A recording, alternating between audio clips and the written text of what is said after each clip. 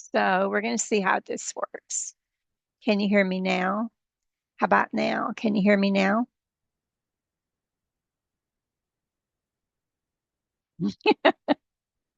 I love technology. It's just crazy. So let me get back to my Facebook because I think I lost the thread there as well.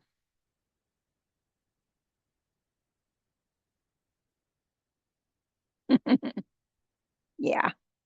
So I'm going to kill that on Facebook. And because you couldn't hear me,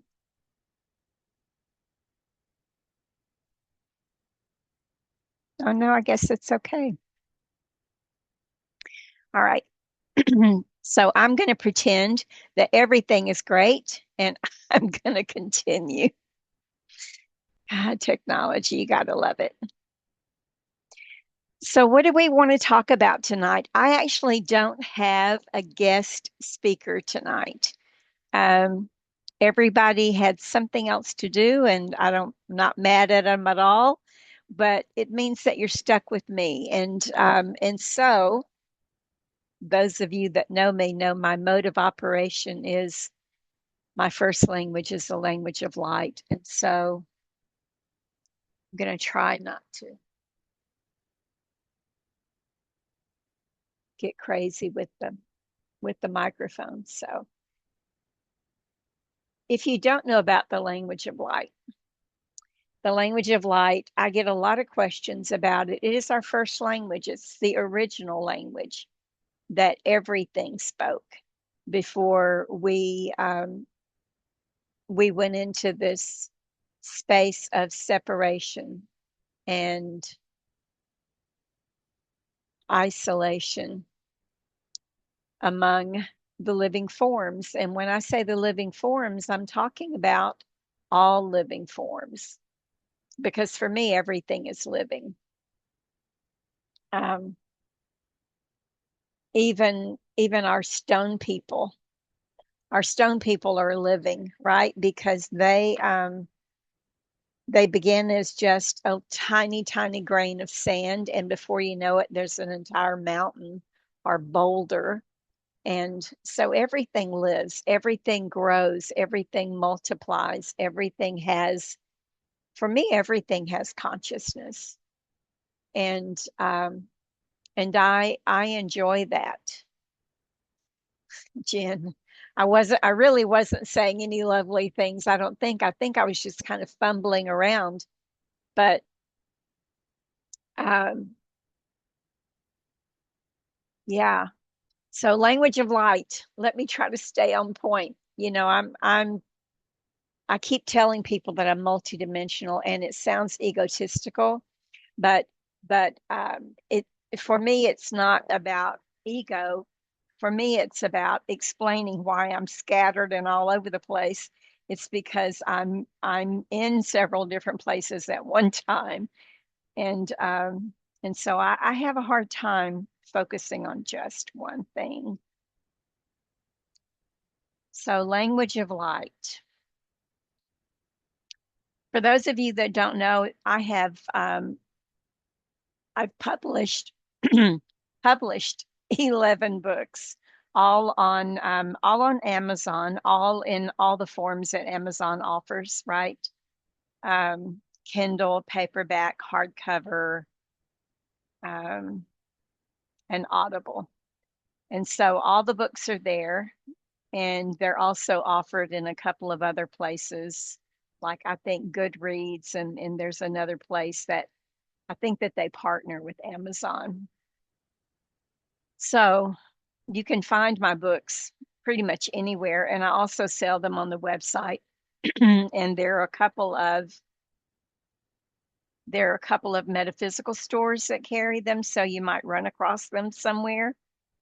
Uh, but four of those were about the language of light, and so I encourage you to check out those books because there's a lot of information in there. Two of the books were collaborations with other people. So it's not just my observations, my awareness of what the language of light is, there are also other people's awarenesses and observations about what the language of light is. And so there's a wide spectrum.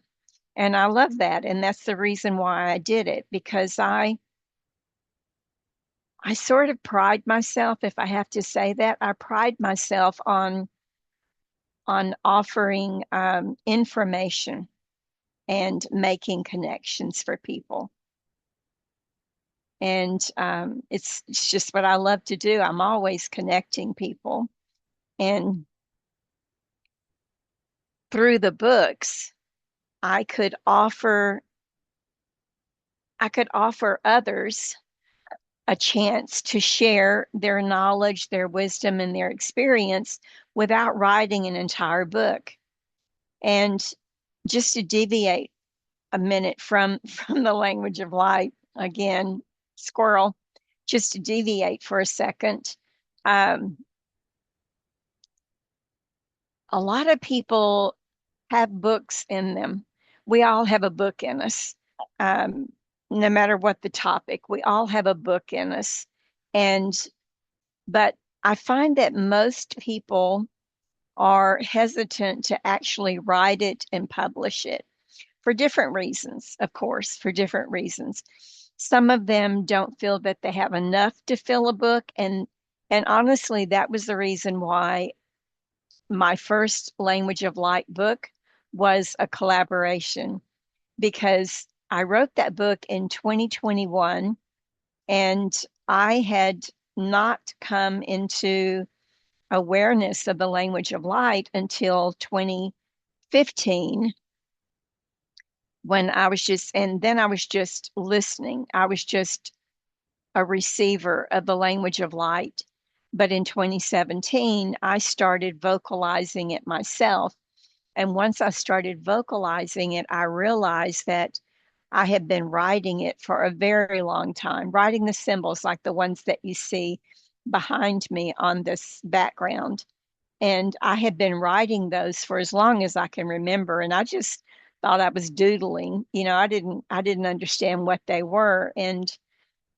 Um, and I was working with so many other systems that uh, I wasn't in a place where I could focus on whether or not these were affecting me, whether or not writing these symbols was making any kind of shift and change in my world or the world as a whole. Because I work with so many different programs, it's hard just to narrow down what one is doing. And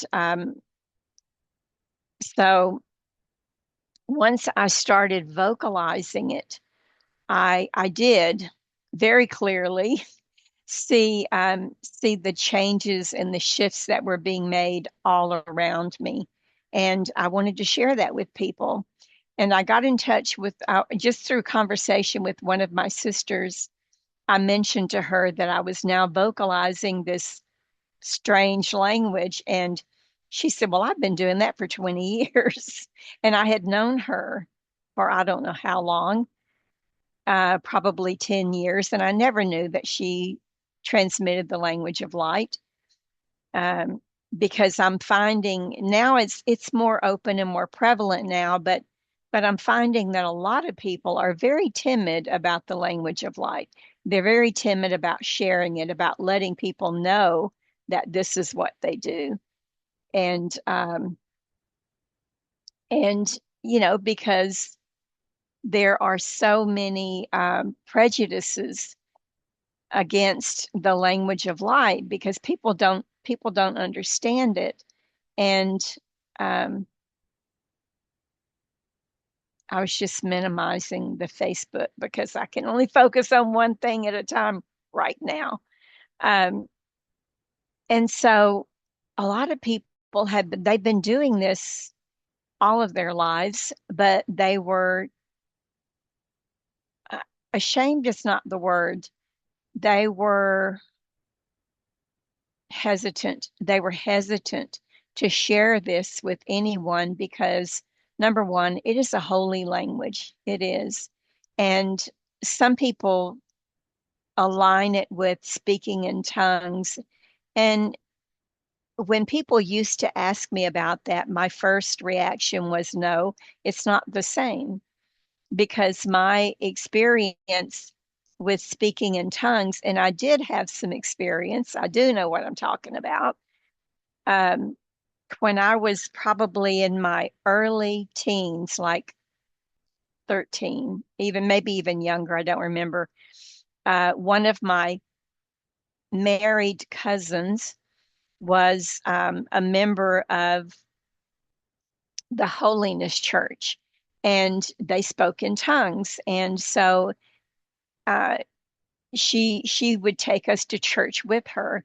And so I have experience with hearing people speak in tongues and also experiencing it firsthand, because you can't be in that energy and not get enthralled in the energy.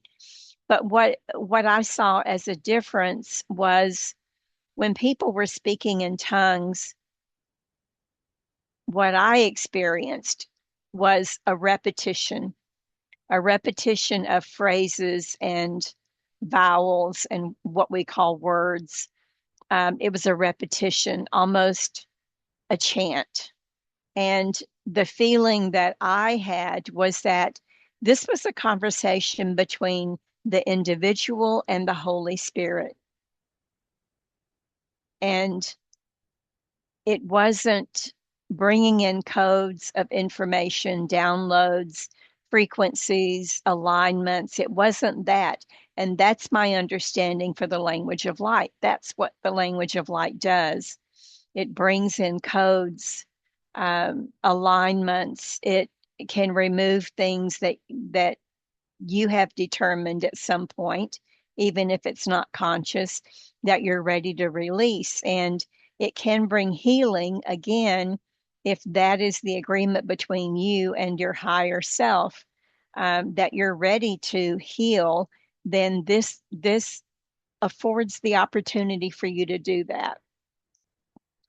And so the speaking in tongues, I forgot why I started there, but yeah, oh, a lot of people were afraid that they would be judged, thinking that they were speaking in tongues, and so they weren't sharing.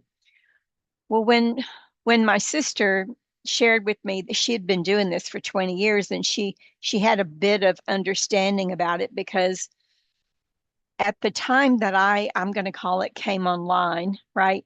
At the time that I came online, there was, I believe Jamie Price was probably the only person publicly teaching or talking about the language of light. Judy Satori and Dorian Light were having, they were having large gatherings on the big stage, of, I want to say hundreds, if not thousands of people in attendance, where they were transmitting this language of light, but there wasn't teaching that I remember. I'm not going to say that they weren't teaching, but I don't remember getting any uh, information or definitions or history of the language of light. I just remember receiving transmissions. And so in my way of thinking, there wasn't a lot out there that was being offered in the way of education and explanation. And I wanted to do that because that is something that I do. I love to provide people with information besides connecting. I love to help people find answers. And and so my sister and I decided that we were going to hold small gatherings for these transmissions. We were going to offer people the chance to come and get a little bit of information, about this phenomenon and also to receive the transmissions. And so we started holding what we called light language gatherings. And we would have anywhere from, I mean, the room only held about 20, 21 people, and we always filled the room. And so we had small gatherings, but it was as much as we could hold at that time. And then I started offering light language retreats, weekend retreats, where we called it light language immersions, where it was nothing but, it was a weekend just immersing yourself in the language of light. And there was so much that happened there. There were so many shifts and changes for people because they were ready. You know, they came ready to look at what needed to be released, and they came ready, hopeful for change and shift in their life. And so that's what happened. And it's always amazing to watch. And we have another one coming up next weekend. Is not this coming weekend, the last weekend of June. We have another one coming up that you can find information on my website and here on Facebook as well. Um, but you can find information on my website, earthwoman.com. And so if you want to go check that out, there are still a few openings, not many. I think there are probably only 5 or so openings, but there are still some openings to attend that. And it's going to be held in Granbury, Texas, at a beautiful retreat center called Open Heart Sanctuary. So, in having these, I'm getting there. Believe me, I'm getting there eventually. In having these light language gatherings and the light language retreats, I started getting more information, more knowledge and awareness of what this phenomenon was, where it came from, um, and how it affected people and what we could do with it, this healing. Because, for me, everything is healing. A smile can be healing. A soft voice, a touch can be healing. And so, um, and then I was called to write a book because I had already published, I don't know, 4 or 5 books, maybe. I had already published several books. And the next one, they told me, they as in the guidance, told me I should publish a book about the language of light because people were searching for information on this. And so I sat down to write this book, and I felt as though I didn't have enough knowledge and information and experience on a personal level to write an entire book about this. And so I invited a few of my sisters to join me and to share their experiences about the language of light, how they came to it, and how they use it, and what they've noticed about how it shifts and changes not only people, but places and things. And so we wrote and published that first book, that collaboration. And then a couple of years later, I don't remember what year it was, I had gotten enough experience and enough, I guess you would call it information, because for me, every time that I have a client, I learn something new because I'm a channel and I'm always receiving information from a higher awareness, a higher aspect of me. Maybe the information is coming from God's source, maybe it's coming from the angelic realm, maybe it's coming from the otherworldly realm. Doesn't matter. It's coming from a higher source. And I have that rule that the information only comes from the highest source available. And the information is only that will bring healing and awareness to consciousness. So I trust in what I'm receiving. But in doing that, you know, I've used the term channel before, and that's a very misunderstood word. But for me, what it means is that the information is coming from a higher level of understanding, as my brother Lawrence would say, or a higher level of awareness than my everyday third dimensional egoic mind. And so I call that channeling. And what I found is that when I am receiving that information, number one, I can't duplicate it. I can't mimic it. I can't, most of the time, I don't even remember it. People have to tell me what I've shared with them. And, um, and so I started writing this second book because I now had had enough experiences to gain a little bit more awareness of what the language of light is, at least what the language of light is through my filter. Because I have this thing that I tell people all the time. I could give 10 people I could ask 10 people to tell me what their awareness is, what their definition of love is, and 8 of those people are going to give me entirely different definitions, entirely different awarenesses, because their experience with that word is different than someone else's experience. And so their filter makes them um, come to this particular place of awareness and alignment with that word.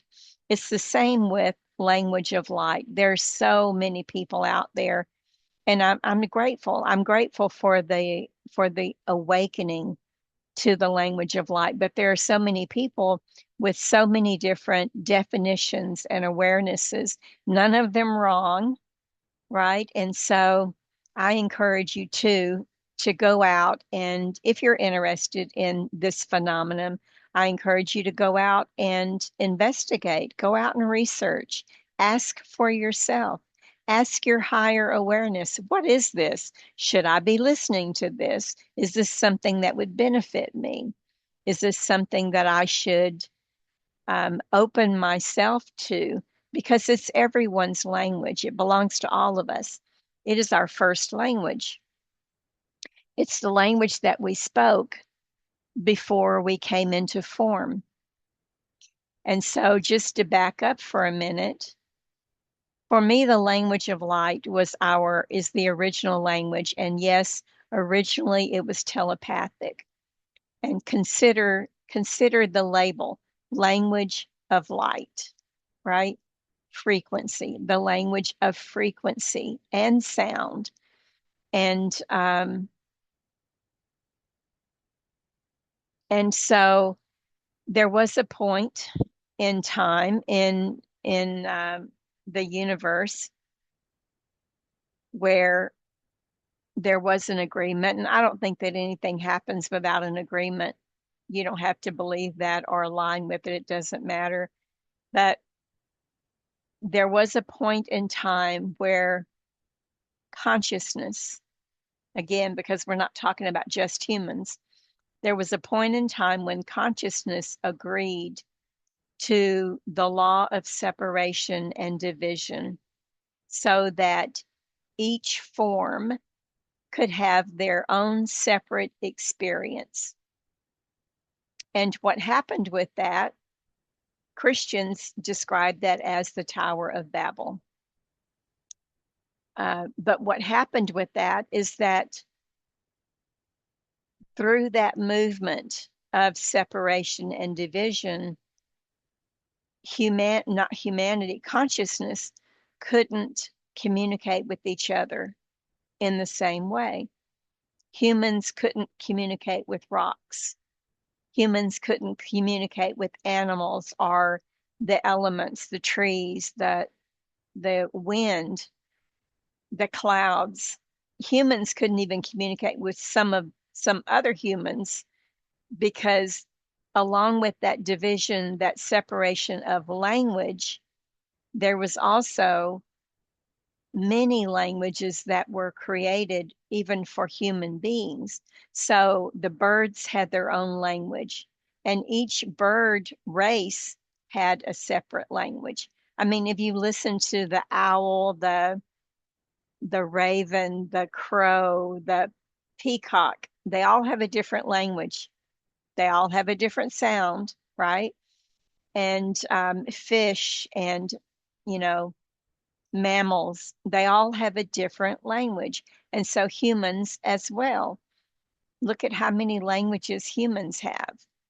And then there's the extraterrestrial, the otherworldly languages, the Palladian, the Arcturian, the Lyran, so on and so forth.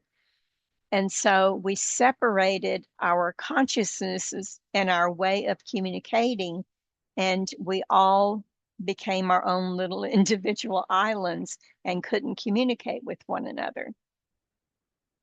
Human beings have come to a point in consciousness, um, in their vibratory rate, where they are beginning to remember the one source language, uh, light language. And so as I was writing this book, I had so many questions, and also my clients and people who had come to these gatherings brought their questions. And so as I posed these questions to my higher awareness, those were some of the um, things that I shared in this Unlocking the Mysteries of Light Language book. Those were the things that I shared. They were prompted by all of these questions that I was being asked. And one of those was, why does everyone sound different who is saying that they are transmitting the language of light? Why do they all sound different? And so I asked, okay, explain this. Why is this? And I was reminded about this event that they call the Tower of Babel. I was reminded about the separation, that the one language that we all spoke at one time shattered and became all of these other languages. It became turtle and dove and raven and tree and grass and Palladian, Arcturian, and French and English. It became all of those languages, slivers of the one source language. And so that gave me a little private giggle when I realized that English is a sliver of the language of light. And so it became a private joke to me that when I'm speaking English, I'm still speaking the language of light, but I'm speaking a lower vibration, a lower frequency of the language of light. And so back to the question of why does everyone sound different? Well, when I asked that question, I was told that as a channel, as a being that has agreed to be a channel, what we call a hollow bone, right? When you agree to be a channel for these higher frequencies, you agree to transmit whatever frequency, whatever sliver of the one source language is required at any given time. And so it may be, at the time, it may be a version of French, it may be a version of anything, really.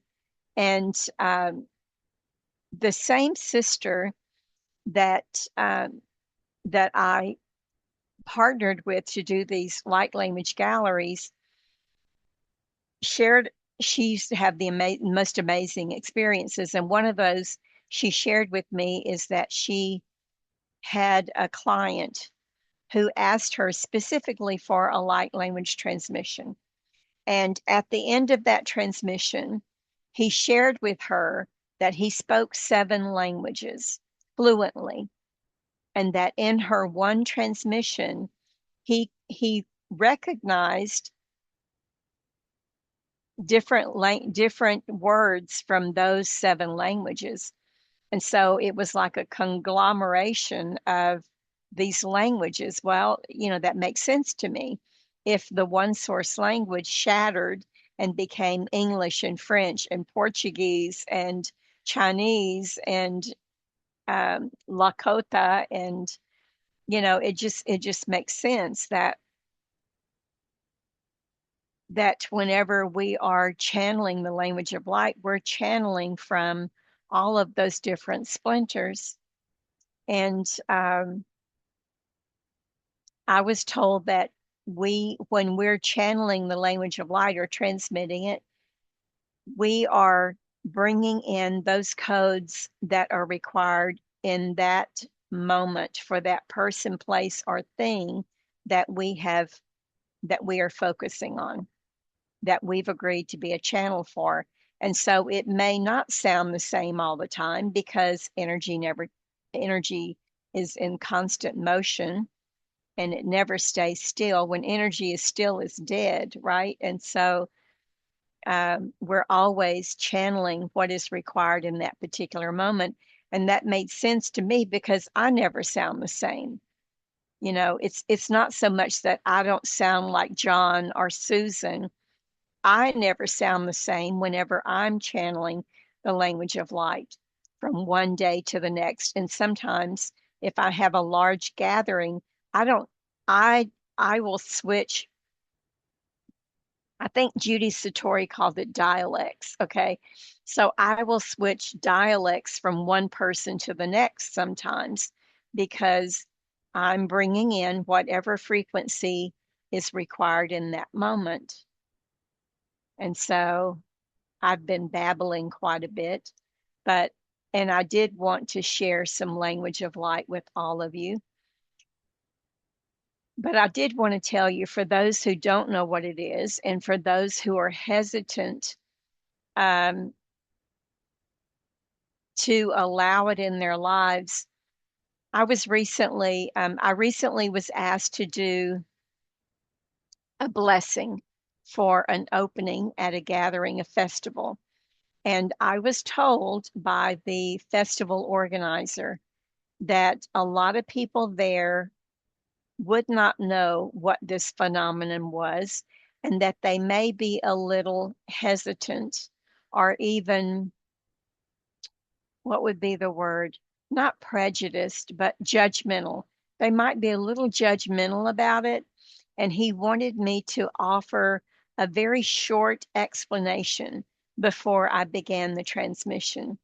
And so I asked again, okay, Lucy, how do you want me to explain this to this particular group who has no knowledge of the language of light? How do I explain it to them so that I don't freak them out? You know, because sometimes when you talk about frequencies, I was told that recently, that when you talk about frequencies, that freaks out people who don't have a clue what that is. So I asked, how do I explain this to somebody um, who has no knowledge of what this is so that they will be accepting of it and not afraid of it? And I was told to share that I would be sharing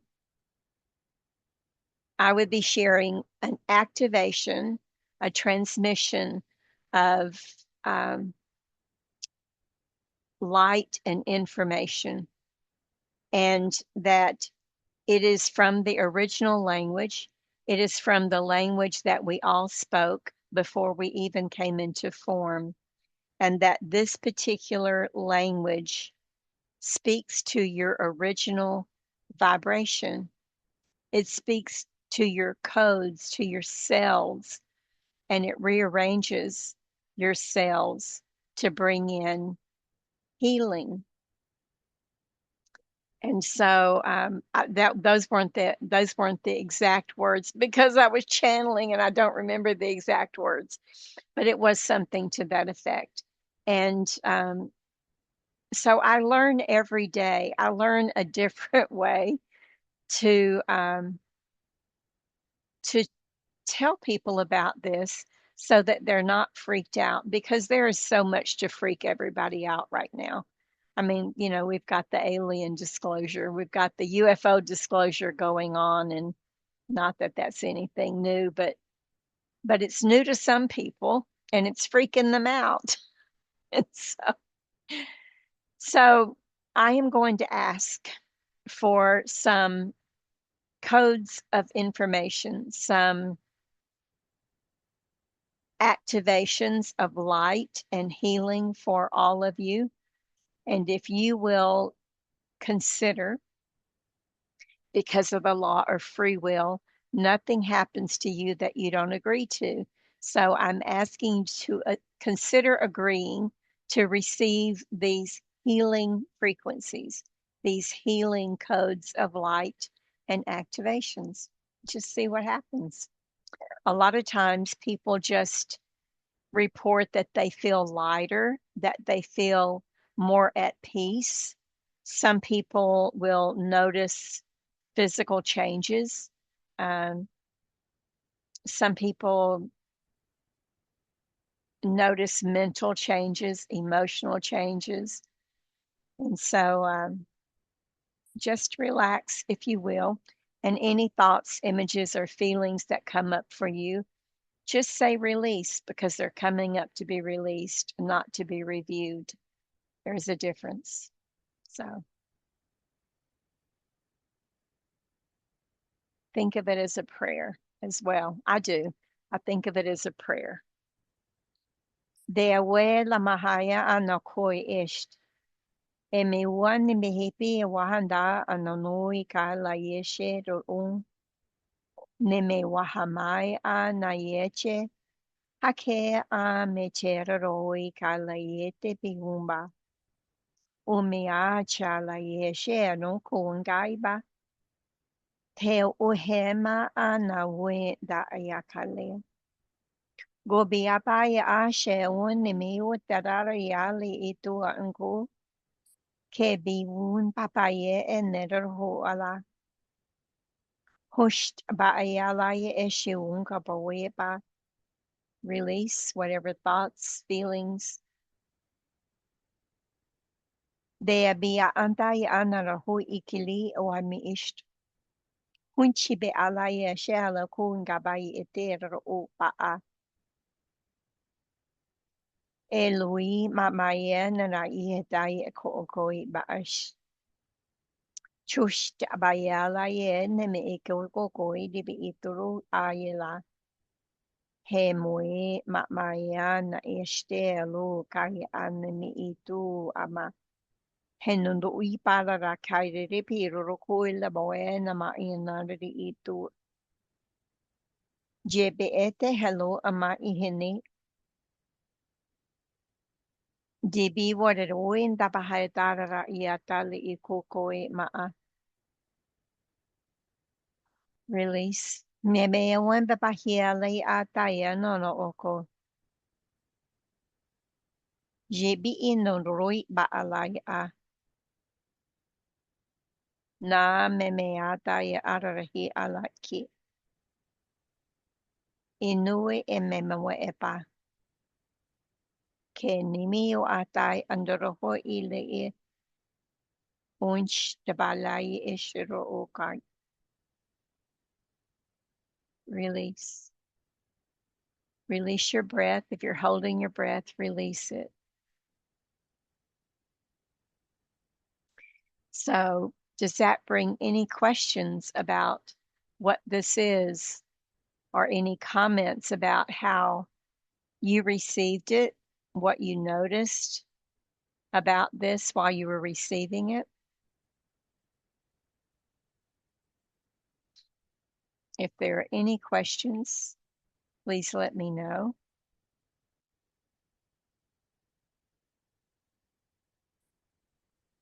I am going to, on this, on my live, not on my live Facebook. So this will be shared on my YouTube channel. The YouTube channel is Patricia Walls, Earth Woman. And I will share on that YouTube episode. I'm going to share the ebook for Unlocking the Mysteries of Light Language. I'm going to share that ebook for you to download for yourself. It is copywritten, so I'm not concerned about what you may do with it. But I'm just being led that I should give it as a free gift. And if you want a hard copy, you can order it from Amazon. But I'm going to put a link for the PDF there. And maybe on my live Facebook. I haven't decided on that Facebook link. So I hope that something that I've shared with you has been of a help. And let me see what I have. I'm looking for questions. That's what I'm hum-hawing about. I'm actually looking to see if there are any questions anywhere. I don't see any questions. So I'm going to guess that I did a great job of explaining it, or maybe the light language put you all to sleep. I'm not sure. Either way. Um,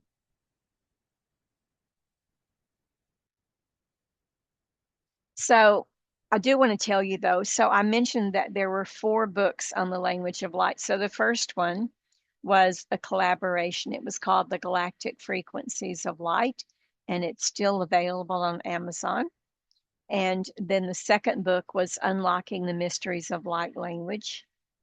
That one I wrote solely. And the third book was Unlocking the Mysteries of Light Language, the Book of Codes, Book of 144 Codes. That book is primarily just visual frequency downloads and activations. There's not a lot of explanation in that book about the language of light. And the guidance was not to give you a lot of explanation because they as in my higher awareness, wanted you to be able to look at those codes, those diagrams and the visuals without me programming you of what I thought you were going to receive from them. And so they're just pictures that you look at, and they shift and change however you have agreed to receive shifts and changes. And the fourth book was another collaboration. It is the latest in the series, and it is called Light Language Anthology. And that one was co-written with 9 other people. And you can also find that one on Amazon. So I don't see any questions here. And